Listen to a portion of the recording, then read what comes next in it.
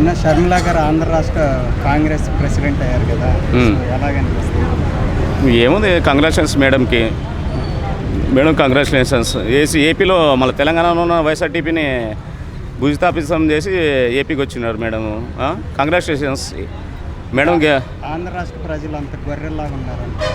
గొర్రె ప్రజలు కాదు, గొర్రెలు. ఆమె సరైన రాజకీయ నిర్ణయాలు తీసుకోవట్లేదు మేడం షర్మిల గారు. వైఎస్ఆర్టీపీని మరి తెలంగాణలో ఎందుకు లేకుండా క్లోజ్ చేశారు? ఇక్కడే పార్టీ ఉంది కదా, ఇక్కడే మళ్ళీ ఇక్కడ ప్రభుత్వాన్ని నేను అధికారంలో తీసుకొచ్చినా అన్నప్పుడు కాంగ్రెస్ పార్టీని ఇక్కడే ఉండేదా డిప్యూటీ సీఎం తీసుకోవచ్చు కదా మేడము.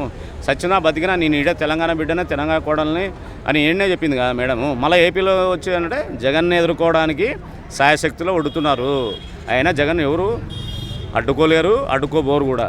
జగన్మోహన్ రెడ్డికి ఉన్న ఆయుధాలు జగన్మోహన్ రెడ్డి దగ్గర ఉన్నాయి. జగన్మోహన్ రెడ్డి కంపల్సరీ మళ్ళీ ఈ దుష్టి చేష్టాలను బద్దలు కొడతాడు, మళ్ళీ అధికారంలోకి వస్తాడు.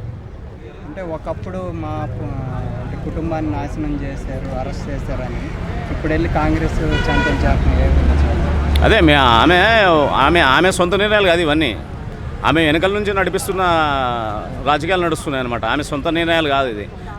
అన్న చెప్పే చేస్తుంది, కానీ అన్నకు తెలియకుండా ఈమె సొంతంగా వేరే వాళ్ళ ఉన్నాడుగా ఆర్కే మొత్తం. జగన్ ఎందుకు ఉంటాడు? జగన్ ఆ పార్టీలో బొమ్మను ఎందుకు చెప్తాడు? ఆయన ఉంటే కానీ ఎంపీ రాజ్యసభ ఎంపీ ఇచ్చి పంపించి ఢిల్లీలో బొమ్మను ఏం చెప్తాడు? ఇదంతా ఒక ప్లాన్గా తీస్తున్నారు అనమాట. సింపతి గేమ్ కోసం అలా చేశారనుకోవచ్చు. లే సింపతి గేమ్ ఏమి ఉండదు. సింపతి ఒంటరి చేశారు అనే సింపతి కోసమైనా అట్లేమి ఉండదు, అదేం కాదు. కానీ వీళ్ళు ఎంతమంది వచ్చినా జగన్మోహన్ రెడ్డి ఏం చేయలేరు. మళ్ళీ అధికారంలోకి వైఎస్ఆర్సీపీ వస్తుంది.